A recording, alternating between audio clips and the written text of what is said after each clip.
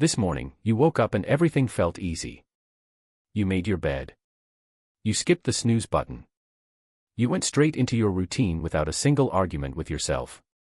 Yesterday, the exact same routine felt like climbing a mountain. Same person. Same goals. Same alarm clock. But your body refused to cooperate. So what changed overnight?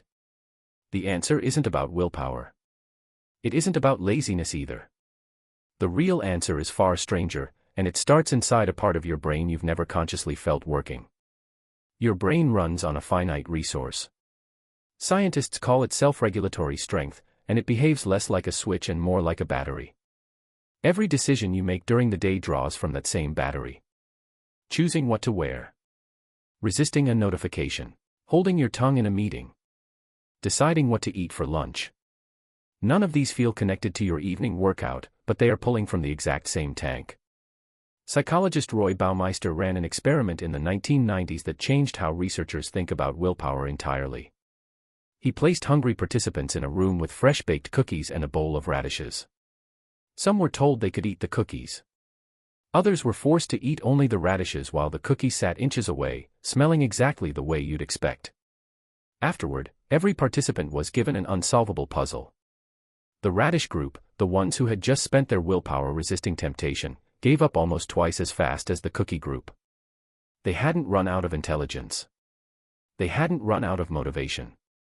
They had run out of something else entirely, something invisible that had been draining the entire time without anyone noticing. This is called ego depletion. And once you understand it, your good days and bad days stop feeling random. They start looking like simple arithmetic. Think about your own bad days. Were they really about discipline?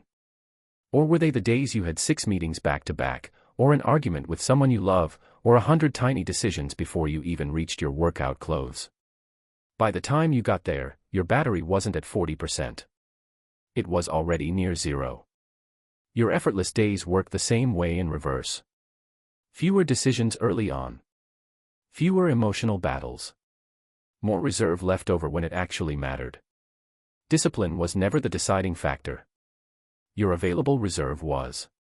But there's a twist here, and it's the part most people never learn. Not everyone's battery drains the same way. Researcher Mark Muraven found something curious when he studied this further. People who believed willpower was a limited resource ran out of it faster than people who believed it was unlimited. Your belief about your own discipline actually shapes how much discipline you have left.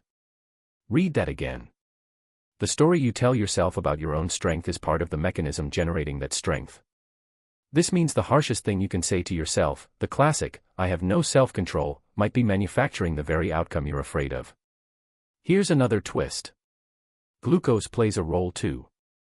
Studies from Baumeister's lab found that blood sugar levels correlated with self-control performance. Participants who drank a sugary beverage after a depleting task performed better on the next challenge than participants who drank a sugar-free substitute.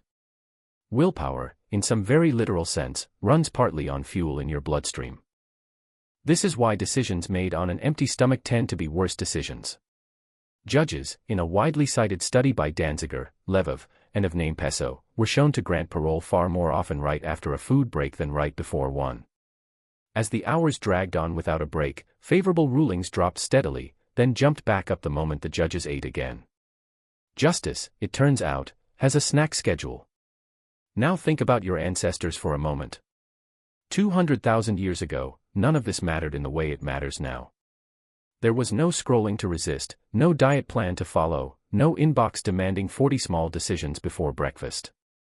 Self-control back then was mostly physical. Resist eating the last stored food. Resist wandering from the group at night. The mental battery existed, but it wasn't under constant siege the way yours is today. Your brain evolved for a world with far fewer choices. Today you face thousands of micro-decisions before lunch. Every single one of them, no matter how small, nudges the needle on that same finite battery your ancestors used mostly for physical restraint. This is the modern mismatch hiding underneath your bad days. You're not weaker than previous generations. You're simply operating a Stone Age battery inside a world engineered to drain it by 9 a.m. So where does that leave you? Are you just a victim of your own blood sugar and decision count? Not quite. Because here's the part of the research that almost never gets repeated enough, because it's the encouraging part. Ego depletion is not permanent. It's not a fixed trait, and it doesn't defeat you the way it seems to in the moment.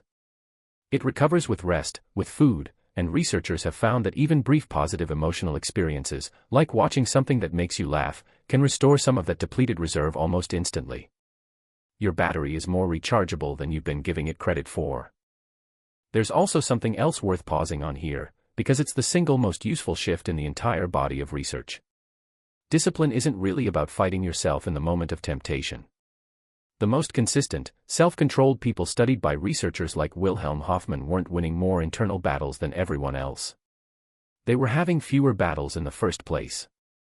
They built environments where the tempting choice simply wasn't in front of them as often. Less friction against the goal, not more force against the temptation.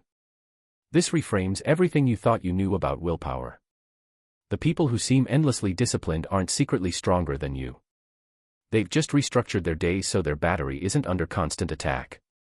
If you've made it this far, you're clearly someone who actually wants to understand how your own mind works instead of just guessing. So here's a question worth sitting with for a second. Think about the last time discipline felt impossible. What decision, right before that moment, might have already drained you without you realizing it? Drop your answer in the comments below, because chances are, somebody else reading this is dealing with the exact same invisible drain today. And if this kind of thing fascinates you, subscribing means you won't miss the next one. So the next time discipline feels impossible, the old story says you failed. The new story, the one backed by decades of research, says something else entirely. You simply ran out of a resource that every human on Earth runs out of, every single day, in ways nobody around you can see. And the next time discipline feels effortless, it isn't because you suddenly became a stronger person overnight. It's because, for once, the world gave your battery a little room to breathe. This morning, you woke up and everything felt easy. Tomorrow, it might not. And now, for the first time, you know exactly why.